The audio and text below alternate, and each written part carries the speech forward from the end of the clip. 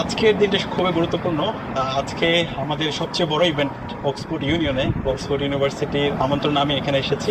Every lesson, every mile, for the homeland of the world. Standing in London, looking beyond our power and progress alive, bringing back wisdom for Bangladesh this time. Standing in London, carrying hope, building new visions, expanding the scope.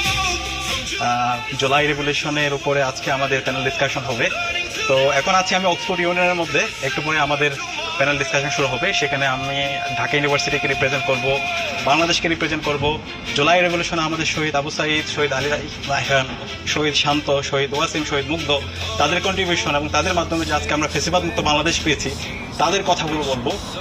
এবং নতুন বাংলাদেশ আমাদের প্রত্যাশা কি, আমাদের আকাঙ্ক্ষা কি, সেই কথাগুলো আমরা এই অক্সফোর্ড ইউনিয়নে বলবো।